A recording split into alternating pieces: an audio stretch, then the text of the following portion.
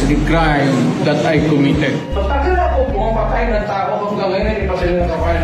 Former President Rodrigo Duterte has been arrested over alleged crimes against humanity. Sila nga, daghang rape ang Davao. Basta daghang guwapa, daghang rape, yun na.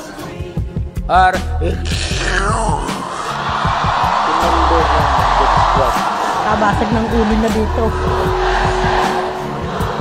My campaign stress will not stop. Self-protest murder. I cannot confirm na mayroon talagang death squad. Senator De La Rosa, death squad rin yan. Stupido talaga itong putang kung ganun. Who is this stupid guy?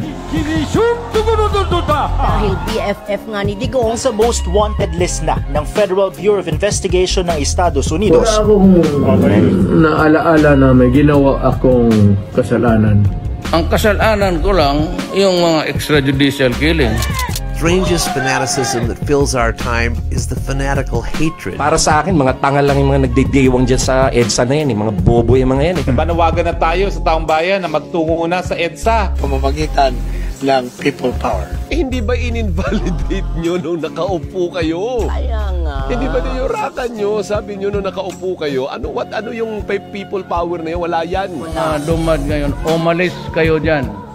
Bubombahan ko yan. Further increase in the state's outstanding debt. Before the rice tarification law went into effect March 5 this year, Philippine province of China.